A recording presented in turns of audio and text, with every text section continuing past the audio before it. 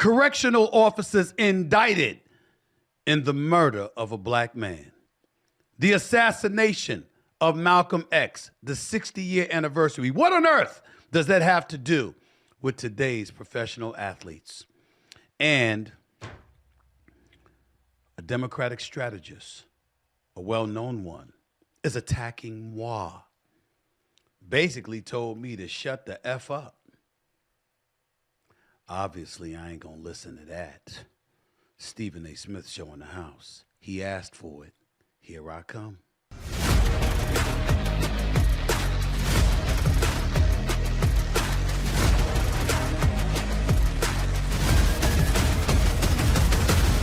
What's up, everybody? Welcome to the latest edition of the Stephen A. Smith Show, coming at you over the digital airways of YouTube and, of course, iHeartRadio.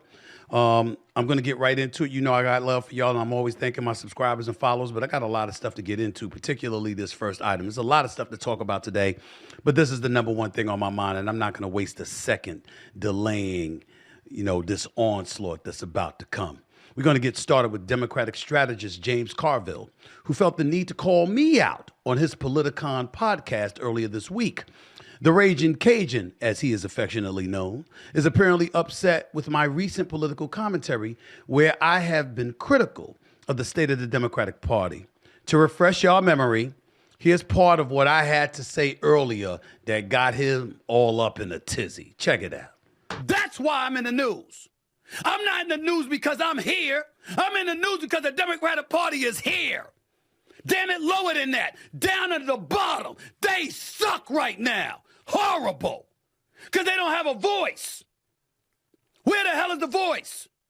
And everybody want to sit up there and talk about, we don't need a voice. We don't need a voice. We don't need a voice. We don't need a voice. Well, guess what? Somebody got to send a message. How the hell can somebody receive a message if there's no messenger?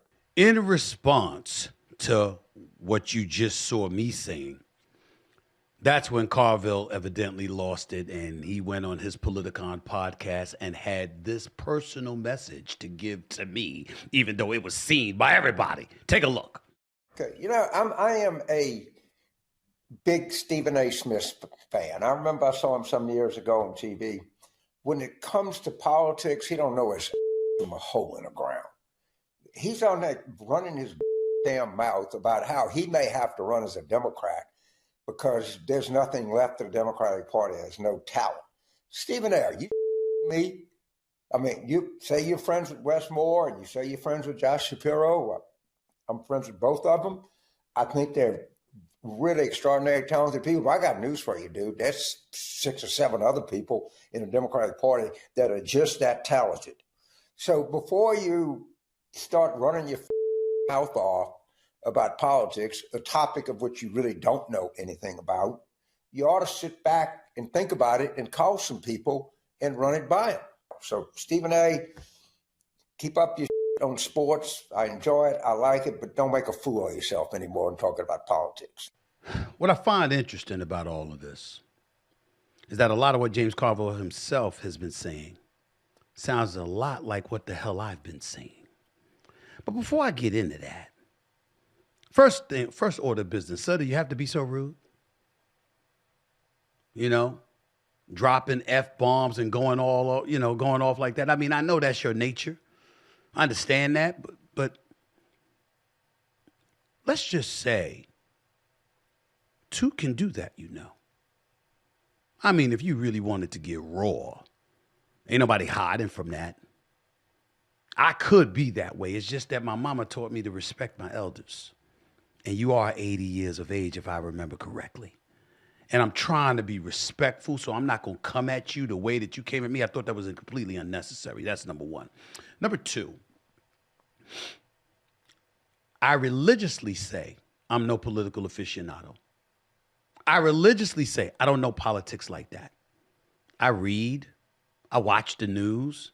I'm a conscientious observer. But I do have to ask you a question, Mr. James Carville, albeit rhetorically. You do know that you're talking to a voter, right? Could that be one of the reasons why y'all lost? Just a thought. Because you sound like one of those old curmudgeons that want things to stay or be the way that they used to be, and you're resentful, harboring an abundance of animosity because you're not being heard. That's not Stephen A. Smith's fault, sir. That's that damn Democratic Party that I was talking about. You see, they shouldn't listen to me. Do you realize, James Carville, that means they shouldn't have listened to you either? Which makes no sense because we were both right. Because guess what? What I was saying is what you were saying. I saw you on Fox News. I saw you on CNN. I saw you on your podcast before the election. Where the hell you think I got some of the stuff from? When you were talking about the Democratic Party, I'm making that up. I'm making it up when you were lamenting their strategy. I'm making it up when I talked about Kamala Harris and not resonating with the audience. I'm making it up when I talked about woke culture. I'm making it up when I talked about they weren't focused on the right issues. I'm making that up. You didn't say any of those things? I tell you what, let's see the audience. Let's show the audience, rather, exactly what you said. I didn't say hear it. I said let's show it to them so they can see your face. They know it's you. They know it's you, James Carville. This is you talking. Take a listen. We have no legislative power. We have no executive power. We have no judicial power. So when you're out of power, you're an opposition party. And go and tell all of the people that are sending you and asking you for money, justify what you did, justify what you did wrong, and tell us what you're going to do different. Because what you've done ain't worth a shit. Get your head around that. And all of the Washington-based Democrats farting around, going to wine and cheese parties and talking about how misogynistic race, get your ass out of Washington and go work on a 2026 campaign and do penance to make up for your goddamn arrogance and stupidity. Well, we're going to say we told you so. We told you this identity shit was disaster. We told you to get out in front of public safety issues. You didn't. We told you to have an open process and demonstrate the magnificent and staggering and deep talent that exists in the modern Democratic Party. You didn't. We told you to differentiate yourself from Biden. You didn't. I hate to be some fucking know-it-all, but all of these things are part of the record. Where did I hear that before? I mean, did you hear him speaking, ladies and gentlemen? Did you hear him speaking about woke culture?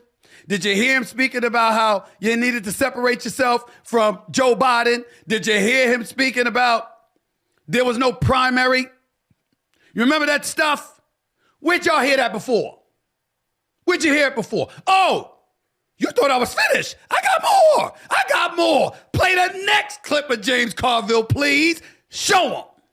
The first thing is, when somebody runs for Democratic nomination in 2028, the first thing that I want to hear out of their mouth is I'm taking our message everywhere. And when I say everywhere, I mean everywhere. I mean Joe Rogan, I mean Fox News, I mean Sunday morning shows, I mean everything.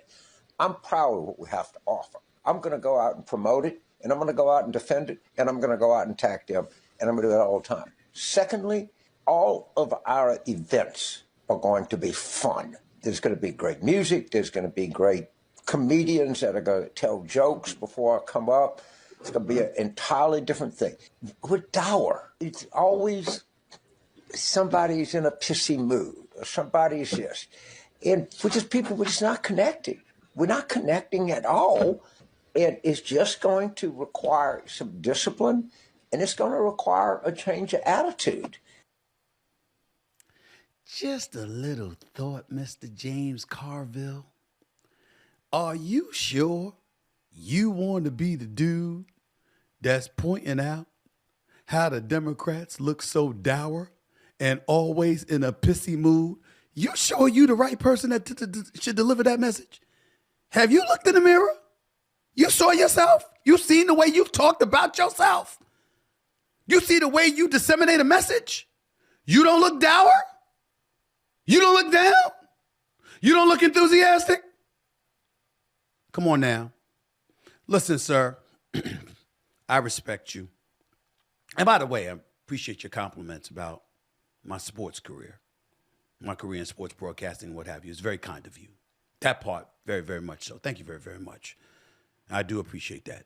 And I feel the same way about your political career. It's the economy, stupid. Still one of the most famous lines in political history back in 1992 when Clinton was running for office before he won the presidency. I got it. I understand. I know who you are. I know you've got your chops. I get you. But respectfully, sir, there's a couple of things that you need to understand. Most voters out there aren't political aficionados. But just because they're not doesn't mean that they don't know their ass from a hole in the wall, as you described me. I saw inflation. I saw the economy not being what the Democrats purported it was. I saw crime in the streets. I saw a crisis at our borders. I saw a president that was clearly diminished, to say the least. I saw the Democratic Party debatably, arguably engage in undemocratic behavior when you ultimately greased the skids to make sure he didn't experience a primary, to ultimately send him to that debate stage June 27th and embarrass himself, waited an additional 3 weeks for him to get out of office so you could put Kamala Harris in there without any resistance. I heard you lament that. Well, I lamented it too. I complained about it too. So we have to be as knowledgeable and as informed and as connected as James Carville to have a salient and decent opinion about what the hell is going on with the Democratic Party. That's what it takes. So respectfully, you're wrong. And you know you're wrong.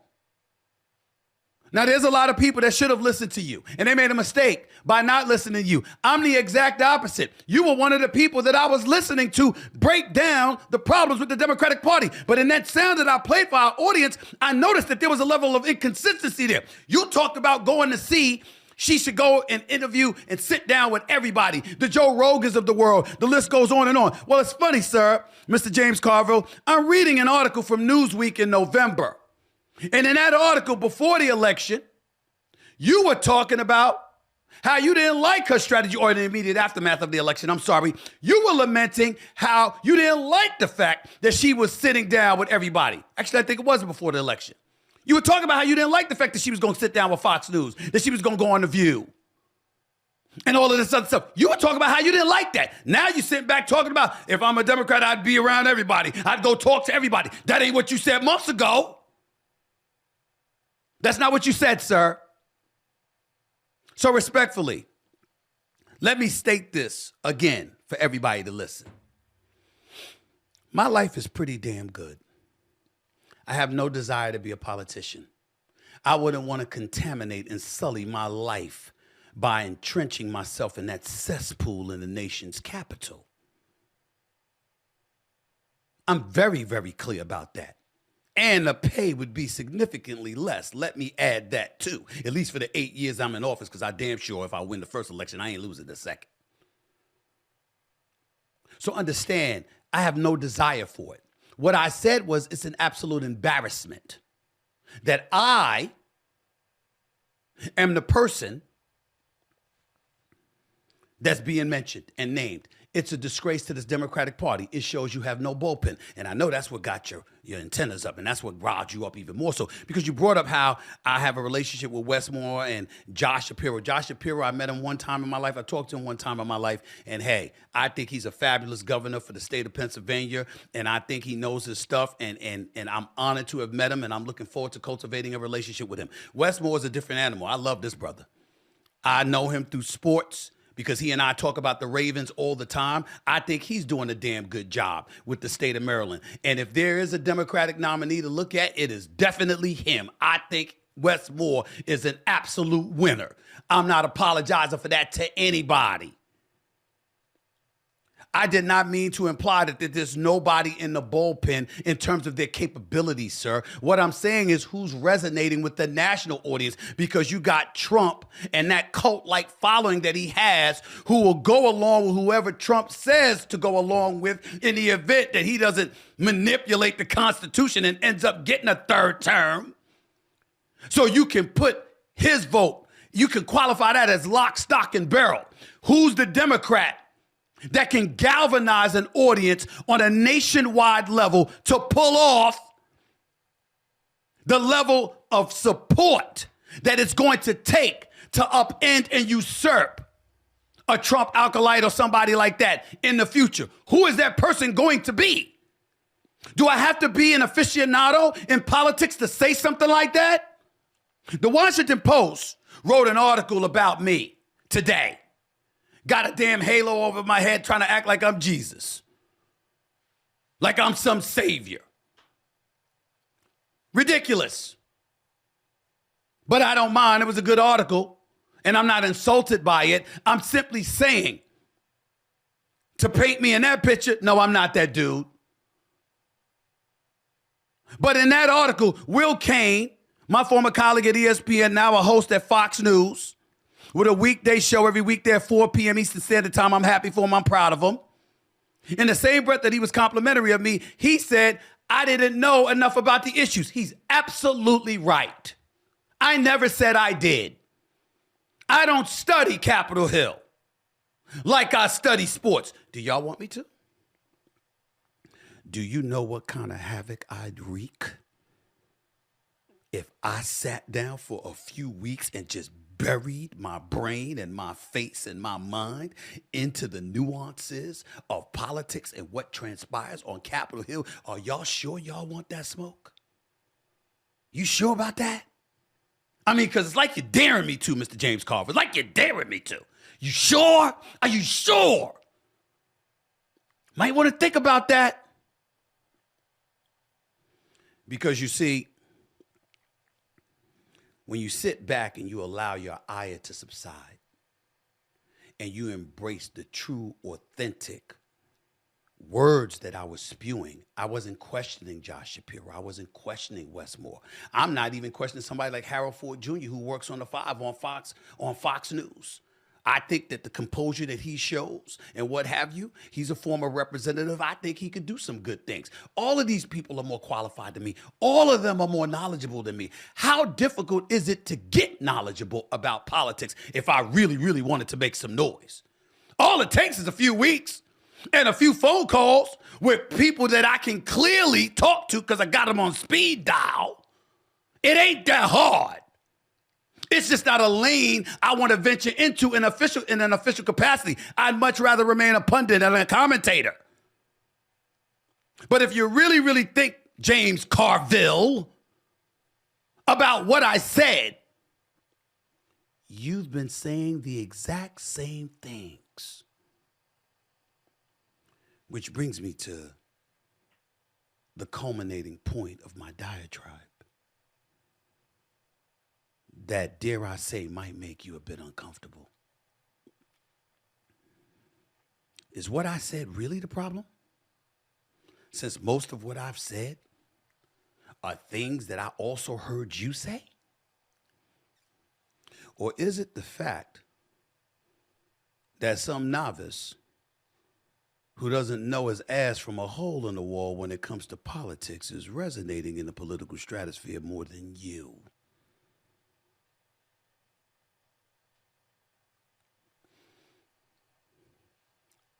The latter might be the case.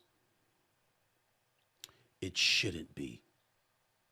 I would advise anybody in the world to listen to you about politics more than me. That is not where I'm going. What I'm saying, sir, is that you coming at me the way that you did, with your frustration and your vitriol and your disrespect, which was completely unnecessary, although you were complimentary about the sports. Sir, I'm accusing your anger of being misplaced. Doesn't lie with me. Whether I'm talking about politics or I engaged in politics, I would always want to hear what you have to say. Problem is not with me, my man. The problem is with those folks who are entrenched in politics. On Capitol Hill, young whippersnappers, breath smelling like Similac, wet behind the ears, that don't want to listen to somebody like you. They pushed you out like you're an old guard, similar to what happens in sports when you got these young dudes that are heavily in the analytics that push out the older, wiser, elder basketball minds. It happens in politics too. Those young kids on Capitol Hill don't want to hear what you have to say, evidenced by their faulty strategy during the election cycle, which you have religiously condemned. So in other words, your problem isn't with me. Your problem is with them. Take it up with them. And if you're going to mention my name, can we cut out the profanity? Can we stop cussing? Can we stop acting like we're juveniles? You're better than that, sir. You're better than that. Before I get to my next subject, a word from my sponsors, Prize Picks. All right, everybody, listen up.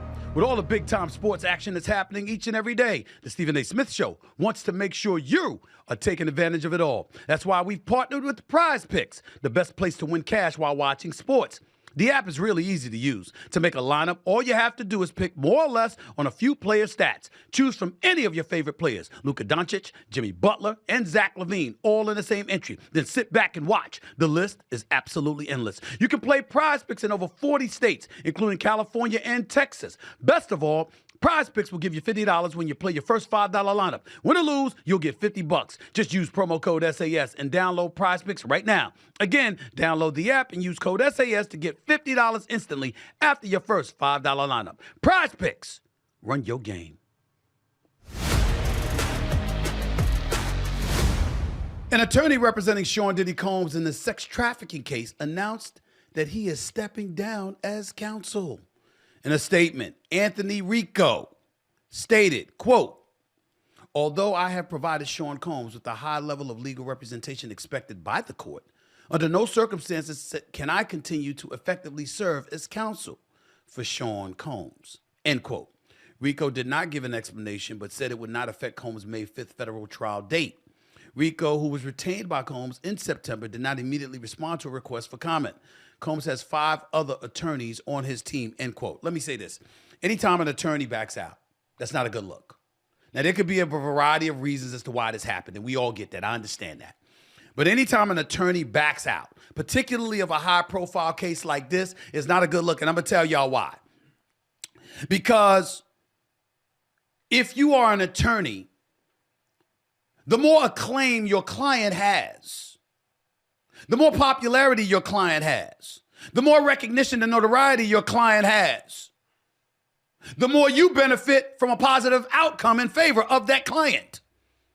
So that client, if Sean Diddy Combs gets off sex trafficking and racketeering charges and the jury finds him not guilty months from now and he's able to walk out the courtroom a free man, you know how good that makes those attorneys look?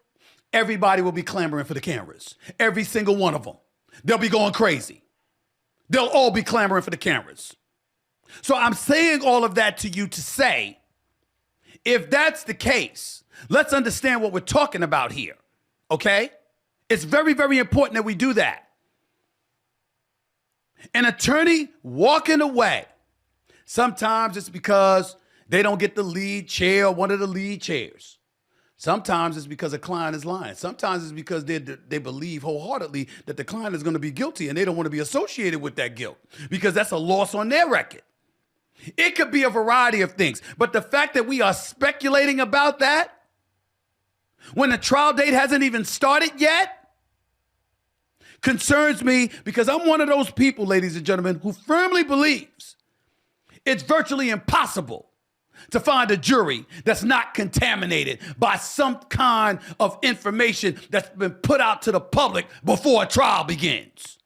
I'm not one of those that believes that. May 5th is May 5th. I mean, come on now. That's more than 2 months away.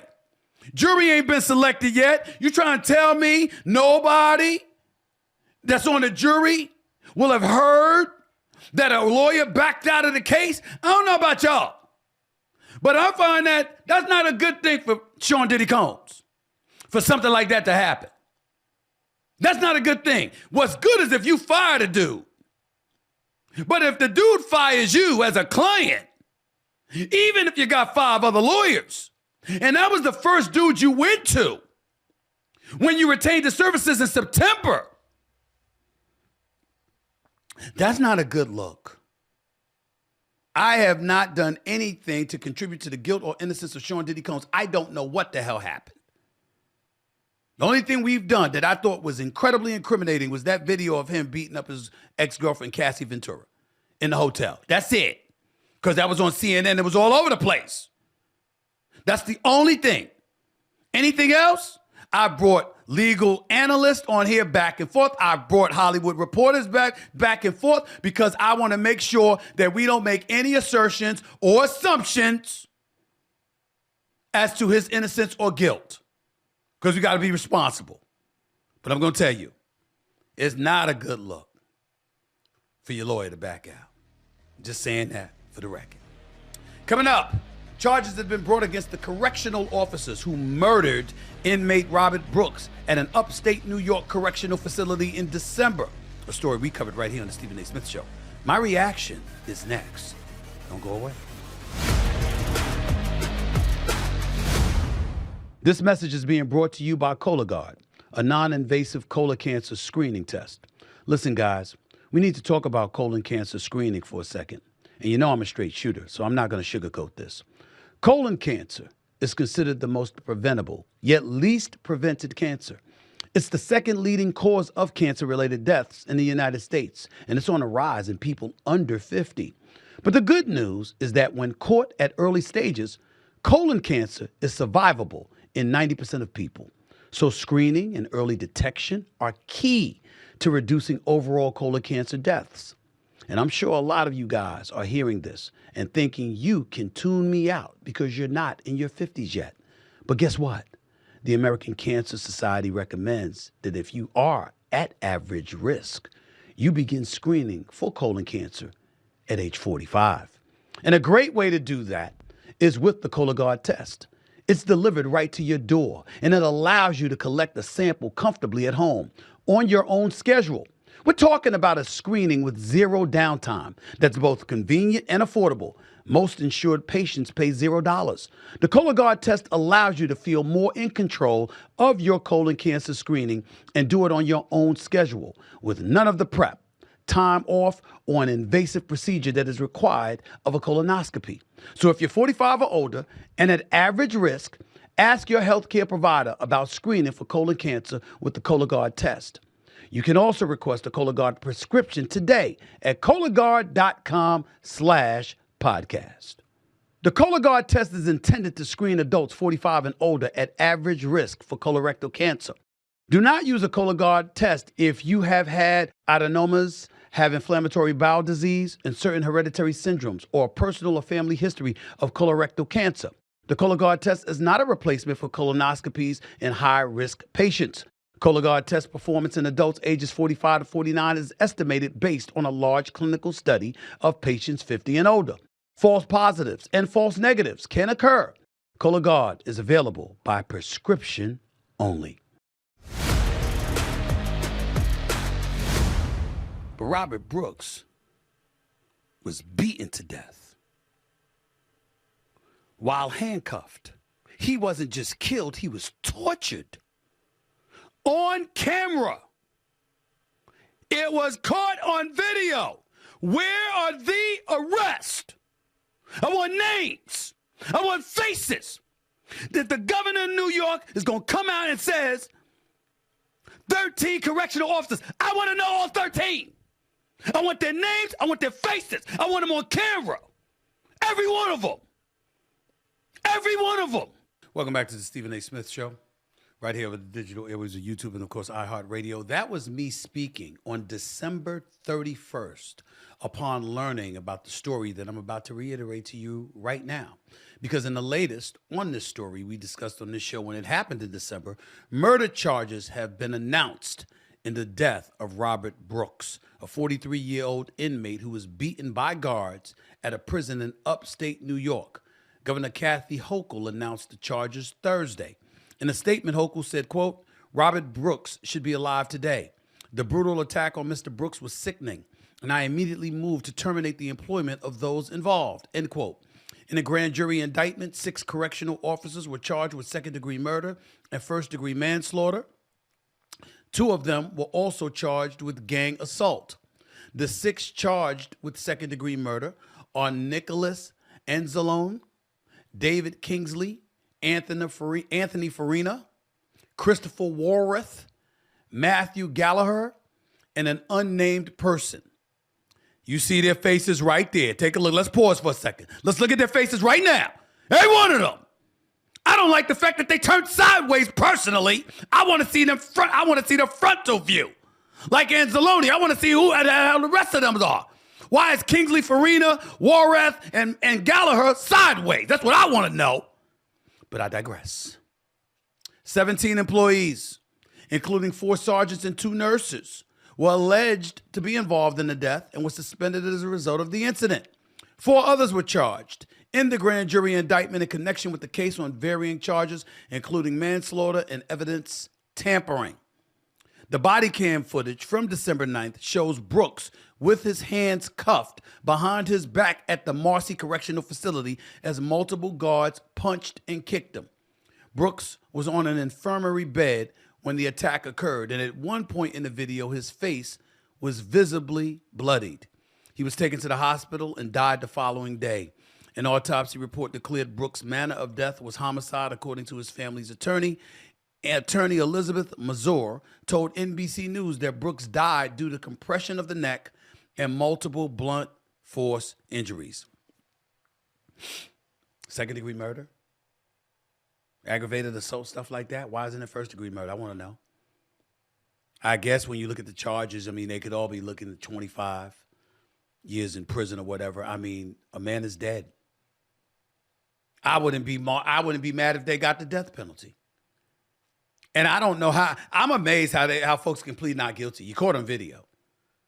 The man is cuffed with his hands behind his back on an infirmary bed, and you're beating him to a pulp, and you're saying you're not guilty? How? How?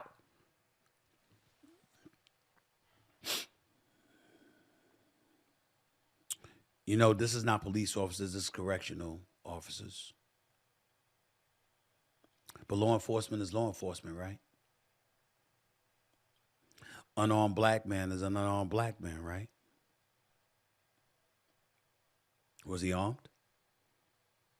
Wasn't his hands cuffed behind his back? And you literally beat him to death?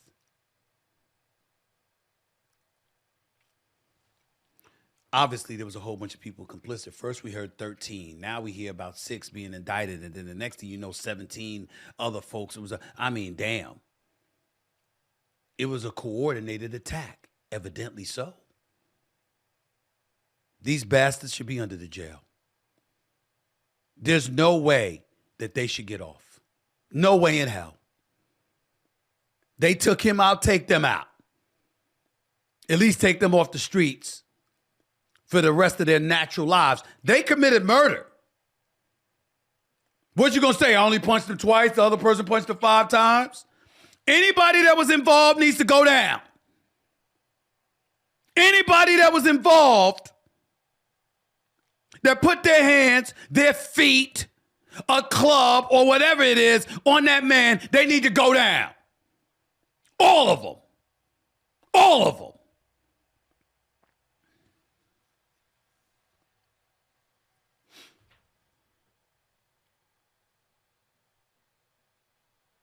You know, when you see stuff like that, because we saw the video,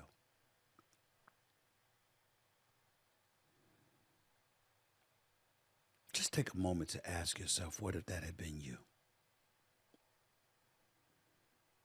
Do you understand when your hands are cuffed behind your back, you don't even have the ability to cover yourself and to shield yourself from the punishment being inflicted upon you? You don't even get to curl up in a ball and cover yourself with protective measures. You don't even get to do that. Do you realize that? That's what they did to that man. That's what they did to that man. Similar to the kind of things that used to be done to us, which had black folks resembling activists all over this nation. Why do I bring that up? Because the subject that I'm about to touch on next, a man who personified an eye for an eye, who wasn't about peace and acrimony in the face of being assaulted and abused. Coming up, today marks the 60th anniversary of the assassination of Malcolm X. What would he think of where we are today as a nation and where today's athletes stand with regards to social issues?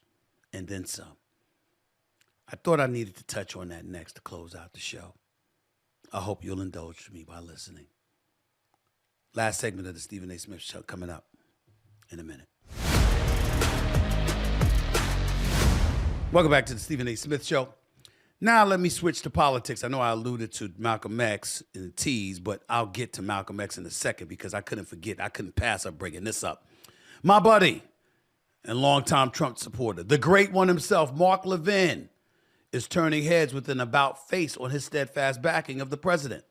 The Fox News host, speaking on his eponymous radio show, broke solidarity with Trump over his recent attacks on Ukrainian President Volodymyr Zelensky, warning Trump that, quote, MAGA doesn't support Putin. Levin said Trump's recent accusations that Zelensky is a dictator and that the Ukrainian leader is stopping free elections and has a very low approval rating are all false. Levin said in part, quote, Zelensky ordered martial law. That's what the Constitution there compelled. Zelensky hasn't called for an election. That's what the Constitution there compels. Now I'm waiting for the first free election for Vladimir Putin. I mean, this is almost comical in a sick way that Putin is demanding an election. Why is he demanding an election in Ukraine when he doesn't have free and real elections in his own country? I don't know why there are people that not only oppose Zelensky, but seem to support Putin. Levin wasn't finished. He continued. Ukraine did not invade Russia. Russia invaded Ukraine. Ukraine doesn't have the industrial might that a Russia has or a China. They didn't start this war. What were they supposed to do? Roll over and play dead? MAGA doesn't support Putin. 81% of the American people do not trust Putin because 81% of the American people are smart, end quote. As a reminder, here's what Trump said on Truth Social on Wednesday. Quote, think of it, a modestly successful comedian, Volodymyr Zelensky, talked the United States of America into spending $350 billion to go into a war that couldn't be won, that never had to start, but a war that he, without the U.S. and Trump, will never be able to settle. The United States has spent $200 billion more than Europe, and Europe's money is guaranteed, while the United States will get nothing back. Why didn't sleepy Joe Biden demand equalization? In that this war is far more important to Europe than it is to us. We have a big, beautiful ocean as separation. On top of this, Zelensky admits that half of the money we sent them is missing. He refuses to have elections, is very low in Ukrainian polls, and the only thing he was good at was playing Biden like a fiddle. The dictator without elections, Zelensky better move fast or he's not going to have a country left. I can't take it no more. Get rid of it. Just stop it, guys. I don't need to read more than this. First of all, Trump is full of it. And what we need to understand is that this looks very, very bad if people will open their freaking eyes. Because once again, in a situation involving Putin and Russia, Trump comes across more favorable towards Putin than the other party. Russia invaded Ukraine. Russia initiated the loss of hundreds of thousands of lives. Russia is considered the one with a dictator. Ukraine only wants its own sovereignty, its own sovereign land. Now they're talking about joining the EU, which they need to, and I get all of that.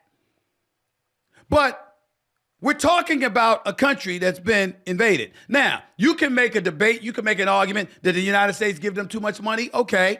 You can say that Joe Biden elect to give them too much money. Okay. But to turn around and call him a dictator while speaking favorably of Putin makes no sense. And props to Mark Levin for calling it out. Let me give y'all a background because, see, people see me talking to liberals and they know that I voted for Kamala Harris and stuff like that. Sean Hannity is not my only buddy, so is Mark Levin. I've known him for 20 years. I'm on his show frequently. He calls me all the time. His nickname is the Great One. You know why I think it's appropriate? Because I've never seen an individual in my life that wanted to debate that man. Because he knows what the hell he's talking about. Constitutional law expert, for those of you who don't know. And I almost never hear him speaking against diehard Republicans. He might be going against rhinos, Republicans in name only. Yeah, he'll call them out. But he certainly never spoke against Trump. He's been one of the most staunch supporters of Trump. So for Trump to be called out by him is a big, big deal. You listening to me, Sean Hannity? Are you listening? I mean, when you call me on as a guest on your show, it's Hannity, 9 p.m., weeknights, 9 p.m. Eastern Standard Time on Fox News, where I have visited frequently. I ain't hear you call me about this one, Sean Hannity. What's up? I don't hear you talking now that the Great One has disagreed with your boy Donald Trump. See, what the Republicans are going to have to get beyond, and I'm not casting any aspersions on individuals. Let me be very, very clear. I'm friends with Hannity, Levin. I'm a fan of Megyn Kelly and the work that she does. I really, really am. I was on Dave Rubin's podcast, okay? All right? I mean, you know, I've known Chris Christie for years. There's plenty of Republicans, and there's plenty of conservative policies that I don't mind. A lot I don't like either, though. But here's the deal. I bring all of that up to say right is right and wrong is wrong. And I appreciate Mark Levin being one of those Republicans that doesn't say that Donald Trump is spreading perfume when he's passing gas. I appreciate that. Because somebody got to do it. If you don't have people on the right that are not willing to say to Donald Trump, yo, man, you're going a bit too far. Yo, man, I think this is the wrong way to go. I don't think this is good for the country. I don't think this is good for the world. I think you're wrong on this one. As Mark Levin articulated very eloquently, I might add, if you don't have anybody on the right that's willing to do that, then we are in trouble. See, to me, the issue of Trump being in office is not the biggest issue. It's him being in office devoid of checks and balances. I don't mind him being in his office more than I mind the Republicans having both the House and the Senate. And he gets to operate with impunity. That's my fear.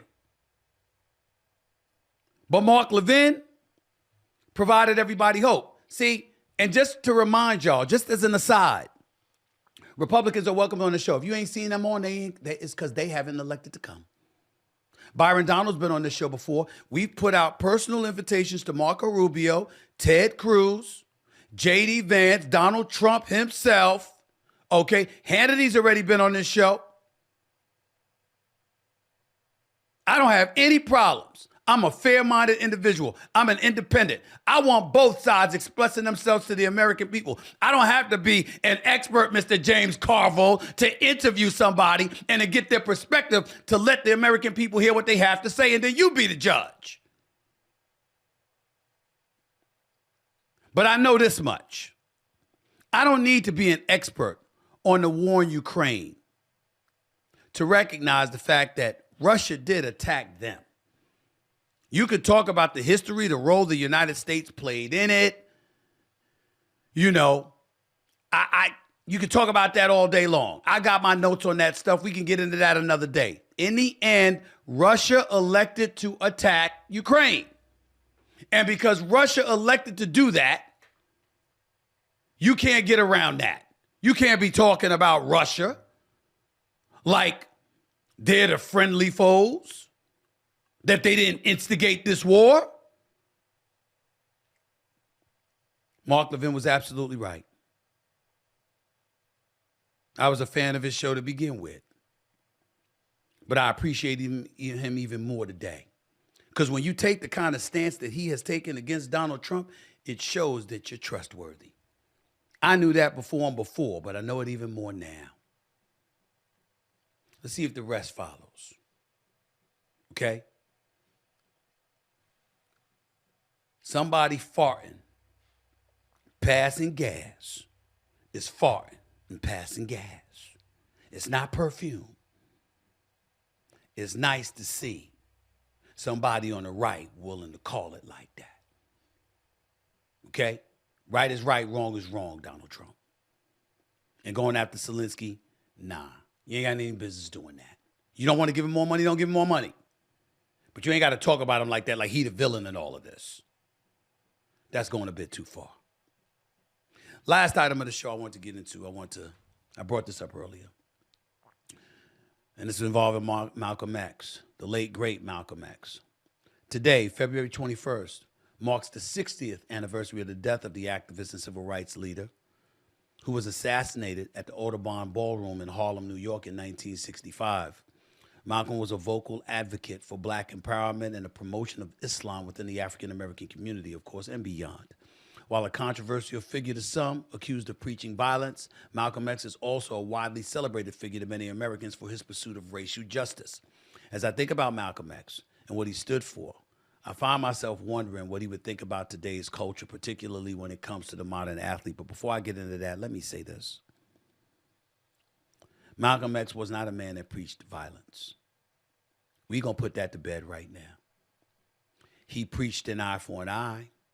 He preached the importance of one's self-protection.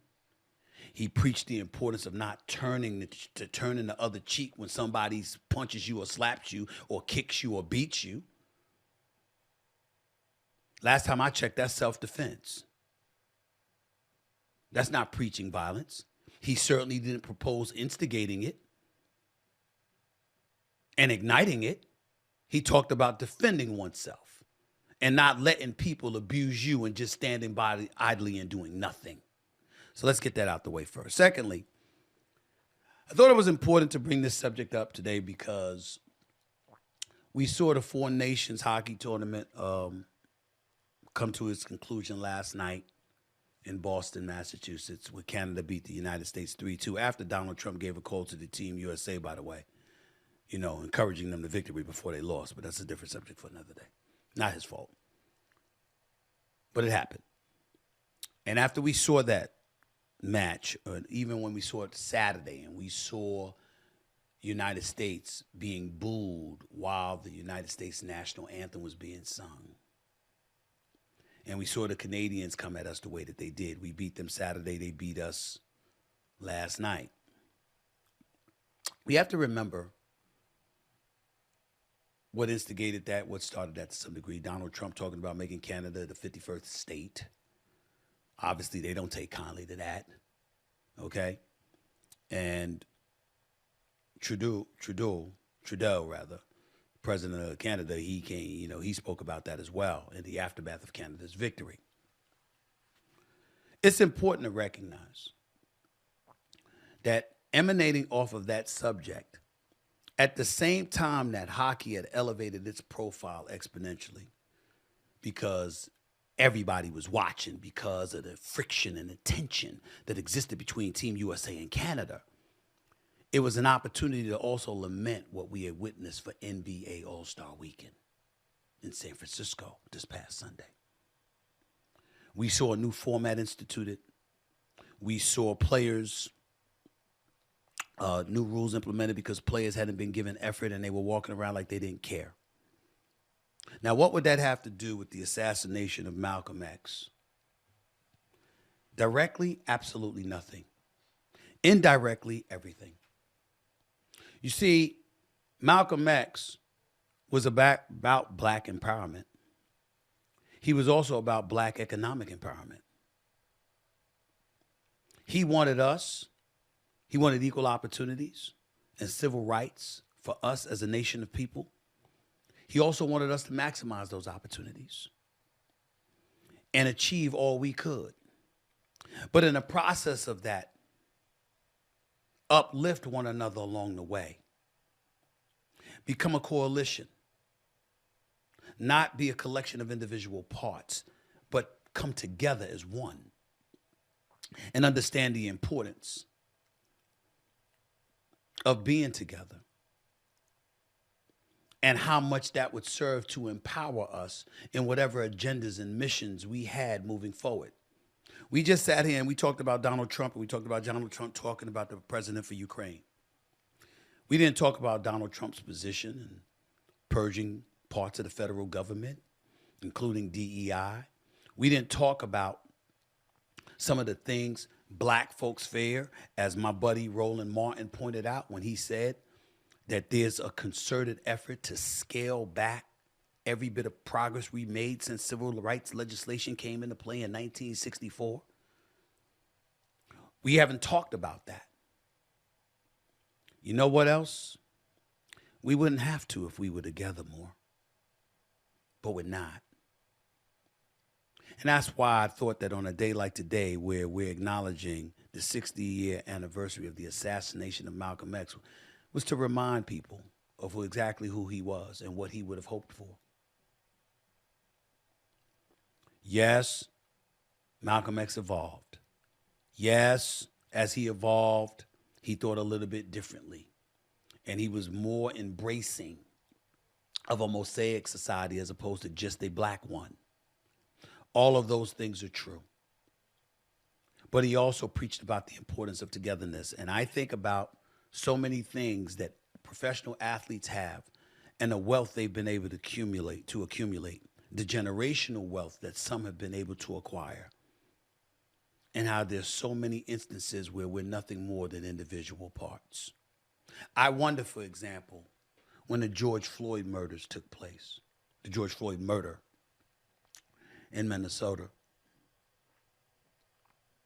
right around the time of COVID. I wonder what would have happened instead of folks talking about taking a knee and locking arms with one another. I wonder what would have happened if the athletes themselves had pooled their resources and used that money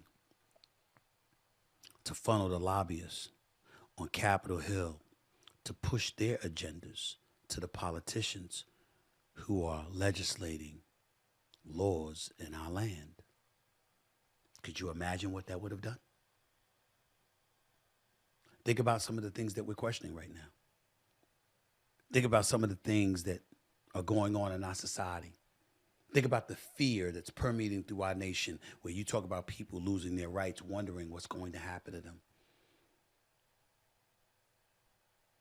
Think about entitlement programs that's going to evaporate before our very eyes. Think about all those things. Would we have to worry about it as much if folks had come together and pooled their resources to make sure to provide real influence so real things could get done? When I think about Malcolm X, just like when I think about Dr. Martin Luther King Jr., I think of that. And on a day like today, not only do I think of Dr. Malcolm X on the 60th anniversary of his assassination, I also think about Dr. Martin Luther King Jr. and what the late, great Harry Belafonte once said that Dr. Martin Luther King said to him in his waning days. As a matter of fact, it might have been the day he was assassinated. He said, "I fear that I've led our people into a burning house," preaching about the importance of desegregation and all that could emanate from it. He wondered whether or not he truly had led us into a burning house. That what he had wished for, that what we would ultimately capture, would lead to our fragmentation instead of our togetherness. I don't know if that's what happened.